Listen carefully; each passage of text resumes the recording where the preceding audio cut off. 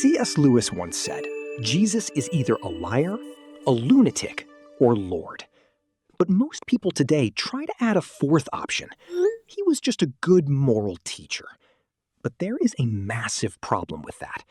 A good moral teacher doesn't claim to be God, unless he's insane. Today, we are putting Jesus on trial.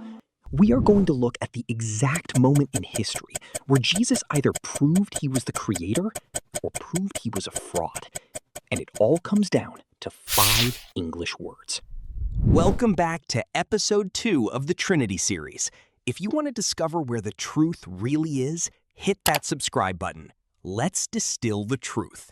Let's start with the Apostle John. John 1:1. In the beginning was the Word, and the Word was with God, and the Word was God.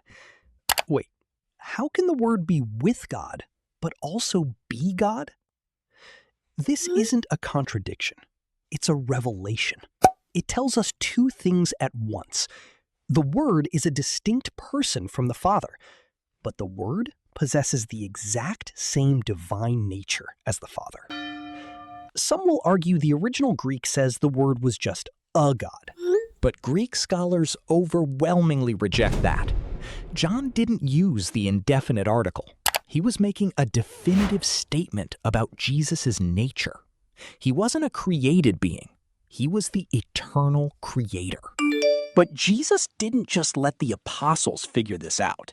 He made a claim so shocking, it literally triggered a riot. Remember that moment I mentioned in the intro? The exact moment Jesus either proved he was God or a fraud? It's in John chapter 8. Jesus is arguing with the religious leaders.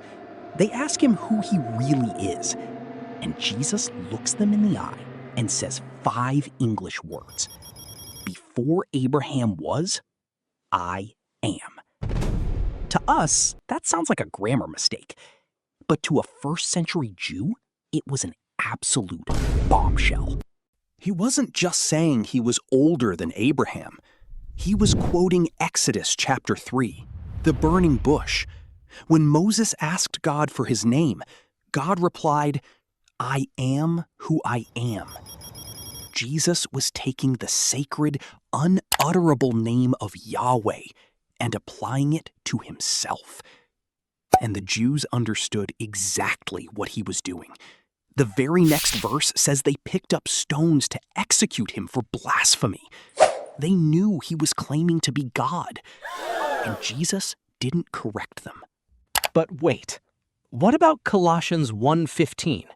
Doesn't it call Jesus the firstborn of all creation? Doesn't that mean he was created first? This is one of the biggest misunderstandings in the Bible. In our modern minds, firstborn means the first baby born in a family. But in the ancient biblical world, firstborn was a title of rank and preeminence, not chronological birth. Look at Psalm 89:27. God says about King David, I will make him my firstborn, the highest of the kings of the earth. But David was the youngest son of Jesse. He wasn't born first. He was given the highest rank.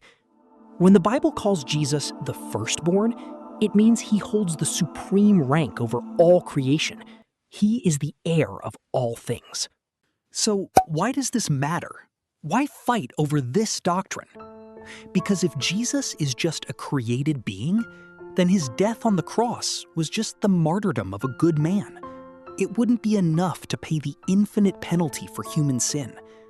But if Jesus is truly God in the flesh, then his sacrifice has infinite value.